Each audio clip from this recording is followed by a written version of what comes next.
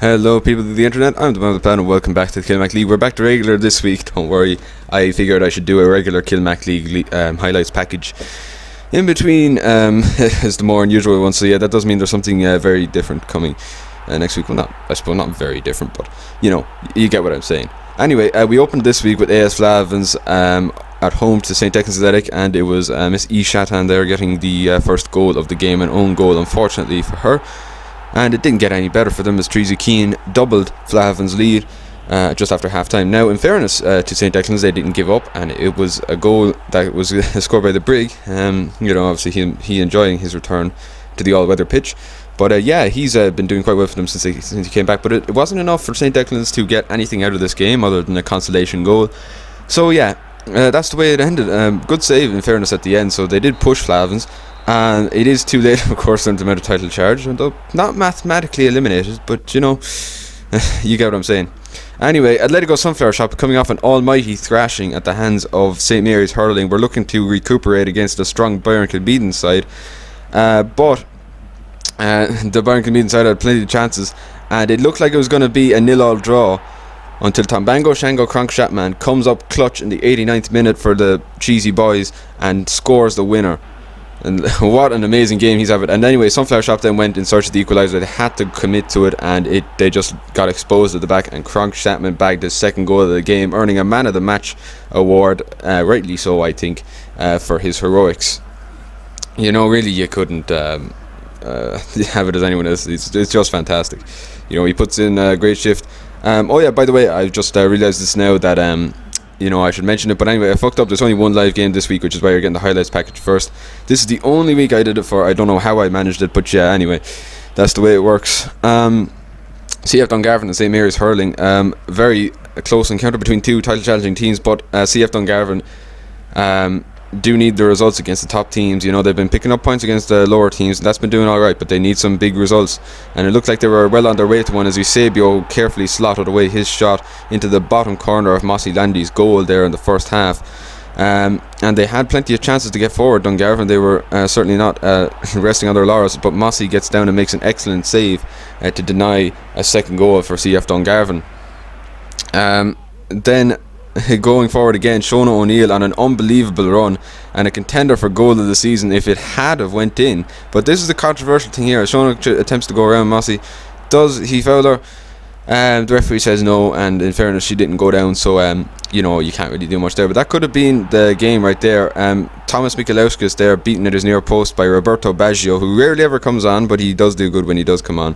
And then Baggio getting in for a second goal, and that reversed the tie completely, turned everything on its head, and it could be a mistake that Dungarvan lived to regret. 2-1, St. Mary's Hurling dealing a very heavy blow to Dungarvan's title chances. It's not over yet, but you could pretty much turn out the lights here at Spar Abbey-side, and I don't think anyone would notice. Moving on, we have Fire Station against Kilmac Thomas AFC. That's right, Kilmac up at the top of the table, going at it with Kens. We're going to see how they did next, because they had a very big game. But it was a very close game, this one, surprisingly so. But one man rose to the occasion, and that man was William Murphy, who had an absolute thunderbolt of a shot go over Fireman Sam and into the back of the net. We don't see him score too often, but he does produce some good goals whenever he finds the back of the net. So that can be another one to add to his collection. Fire Station did come forward in numbers, but ultimately it was Kilmac who had the lion's share of the chances, and they won out in the end. The only goal scored, of course, that one, but that was the only one they needed. And as I said, Kent's had a big game. Greenway Astros looking for 3 crucial points in their effort to stage a title bid, and they would need to claim a very big scalp in order to keep that up, with Kent's coming to town. Gary Lineker was first in on goal, but he was denied by Grew, who got out brilliantly to make a save, and the ball just hoofed away there. Then Greenway Astros had their own attack, and this time there was no mistake as Levi Tong, there was a mistake as Levi Tong was saved by Boolin, but really I suppose he was trying to shoot from a difficult angle, so there was no telling whether or not it would have went in. Kent did eventually take the lead through Adolf Hitler, who heading over Grew, who misjudged everything and came out far too early. So 1-0 the score, and it's the surprise star winger for fucking hell, I can't say that. Star winger for Kent FC, who scored the goal, and it's a huge one for them. But Green Bay Astros in the second half came out with a new mantra, and Wayne Rooney was able to equalise for the home side. It looked like they might have a chance here.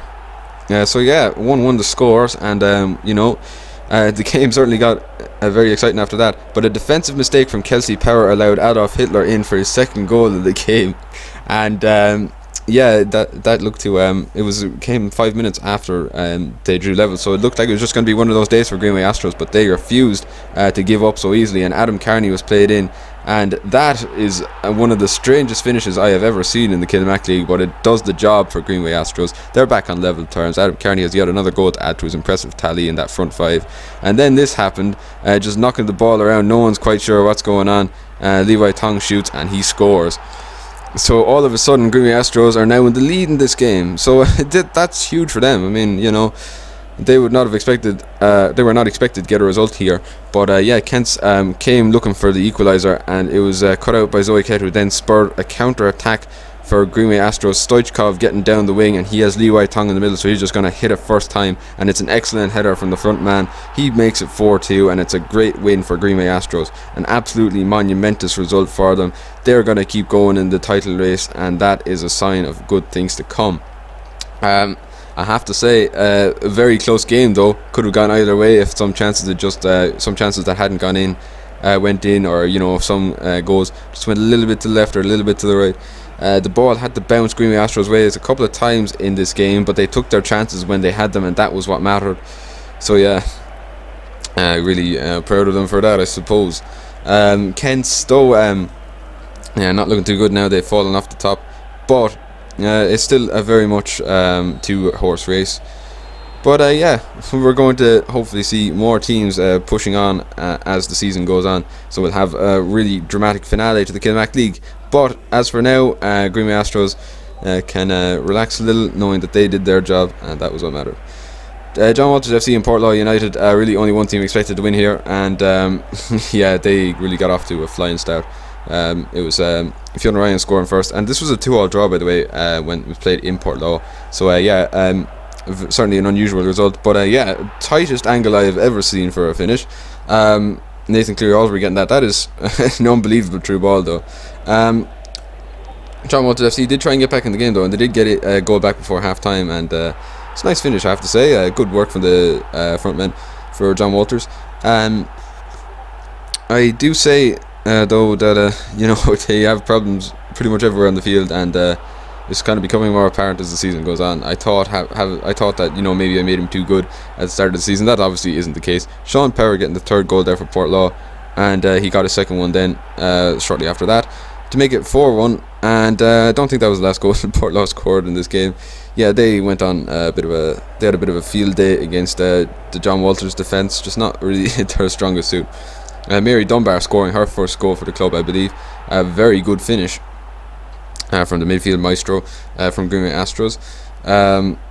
Fair play. Can't really say much else for Port Law. They've done what they were expected to do, and they did it in good style too. So congrats, I suppose. So now we move on to Kill This Go against Domino's Pizza Zimbabwe. Two teams, I suppose, don't really matter in the grand scheme of things. These teams, Kill This Go, I suppose, could get relegated, but Domino's Pizza Zimbabwe are kind of stuck in limbo between not being good enough to win the league and not being bad enough to be relegated. Aoife O'Brien had a fairly good game as well today, but it was Donald Dungo Trampongo who scored the first goal. A really nice finish, actually, taking it away from MC Tyrone there in the Kill This Go goal. This one was good too as well, actually. A nice finish from I think it was Somalian pirate. No, it's Bagwandi. Okay, excuse me. I'm not racist, by the way. I don't think they all look the same. I just don't pay attention to this team. That's kind of sad. I do like this team, but it's just kind of, they're a bit irrelevant. Gerard Muller was played in then by this pass from Kill This Go, and he scored a goal. So 2-1 the score, and that was I believe the full-time score. So 2-1, it's a good win for Domino's, actually. They would have wanted it. They tried scoring another one, but 2-1, it's a win. Wins are a win. And with some results, they could push into the top half of the table. You don't know, but I'd say they'll be content with the 3 points for now. Speaking of teams that can push into the top half, Cormac Dynamos were playing today against Dunhill Electrical Company, and given that Dungarvan lost, they had a chance to push up, and it was Willie John Kiley in behind the defence, and he set up Bastian Erie to get a goal there, and that came fairly late, I think, did it? Yeah, it must have. Yeah, I think it did, because yeah, fairly crucial goal. And they tried going forward again to get a second late goal. Heartbreak for Dunhill, actually, but I think all things considered, the better team won the game, so yeah, I'm not really losing too much sleep over it. Rainbow Hall next. Very was a surprisingly good team, actually. Held Kiersey's to a 5-5 draw at the Rainbow Hall last week. Century United were hoping that wouldn't be them, and well, they got off to the right start with Mr. Tato being played in behind the defence and just slotting it perfectly past Matt Connor there in the Rainbow Hall goal. And they wouldn't go without scoring a goal though, but it was Centra who had the best chances of the early game. Brilliant save from Matt Connor there, by the way. I don't know how he kept that out. That's an unbelievable save there. Dennis Burkamp then scored a very nice finish from distance there to make it 2-0. So yeah, the Centra definitely seemed like they weren't going to fall on any banana skins. One player was though, proved that wrong. Mary Sexton, as Leah Hash was allowed in, and she rounded the keeper, scored into an empty net, make it 2-1. I really don't know what Mary Sexton was thinking there. I don't usually play the ball out from the back, and that's kind of why in PES it's a bit of a suicide tactic. The ball then played in for Benito Mussolini, soon compounds the I was going to say the Centra victory. So fair play. Benito doing well to get his goal there. Anyway, 3-1, and it's a good result for Centra. They needed one, they hadn't been doing too well, so this is going to hopefully steady the ship a little bit for them, and they'll be able to push on. Now we move on to another team that is looking to push on in the title race, that has endured some tough results, but it's Tesco Ballybeg Wanderers going up against Greenway Rovers, sorry. So it was a very close game, I have to say, very entertaining, but yeah, Mo Salah looking for anyone to get in, and he finds Josh Ryan out in the wing, and Josh Ryan plays in Jake McCormack, and Jake McCormack gets a goal, so fair play. 1-0 score, and looked like it was going to be a fairly easy victory for him, but Greenway Rovers were determined not to just lie down and accept their fate, and Kylian Mbappe scored a nice finish past Iker Casillas there in the Tesco Ballybeg goal. 1-1 the score after 74 minutes, so all of a sudden time is running out for Tesco Ballybeg to get a goal.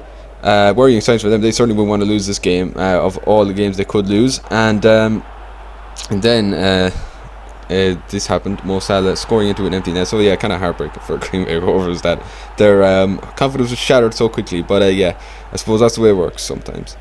Life do be kind of mean sometimes, don't it? Anyway, I already don't know what to say after that. It's a win anyway, and I'll see you next week.